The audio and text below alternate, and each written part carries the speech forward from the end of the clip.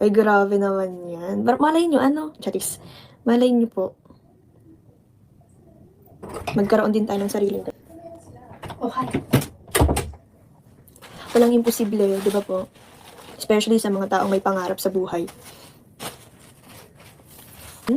Okay naman po ako, maraming salamat po. Ngayon po, super happy po ako dahil may panibago po tayong magiging trabaho nga po. Yan. Kumbaga kahit nag-aaral tayo, meron tayong mga trabaho na ginagawa. Di ba po?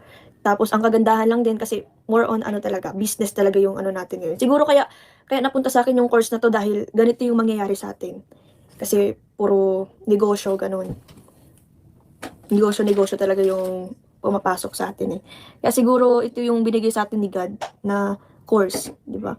Hindi tayo pinunta dun sa pagiging ganito ganyan na course, kundi dito mismo sa business administration, major in financial management. Yun nga po. Ito pala yung purpose niya. Di ba? Ngayon na intindihan ko na kung bakit dito ako napunta sa course na to. Bakit po kayo nagpa-plus 1? Ano pong meron? Bakit po kayo nagpa-press 1? Ano pong meron? Hindi ko kayo magets ha. Hindi ako makasabay sa press 1 ninyo. Ano pong meron sa press 1?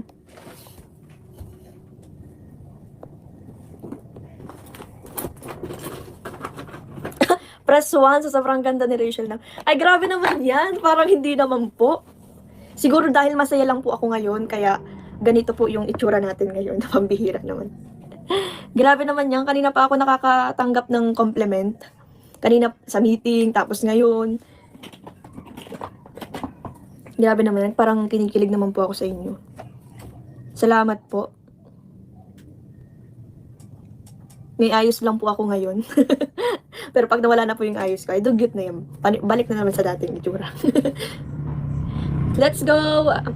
Let's also support Langga on Wednesday with her live selling. Ay, upo. Kasi first time ko po yun. Tsaka, gagamayin ko pa lang siya. Kumbaga, pag-aaralan ko muna siya. Tsaka,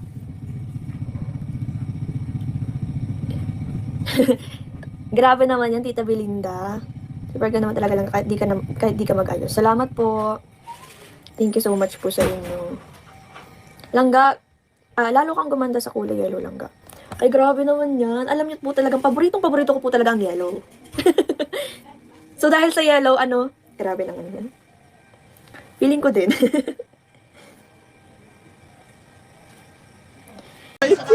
Aso ko yan. Try ko yun. Ito na mo lang. Try ko. Talaga? Ginagawa ko sa dog. Ano ba? Oh. Sige, pag-try. Talaga siya. Oh. Ang lakas. Si Jackson. Ayaw talaga labo. Ay ate, ikaw naman ate. Kasi sa dog. Aso nakatingin ni Julian. Medyo Titigan yung dog. Saan na? nasa taas yata si Julian. Masarap pa. Tapos, subuan na kita. Kakapikon.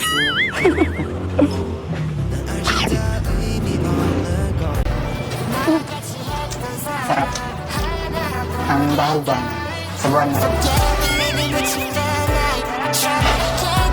Paano ka na ang paano? Okay. Wala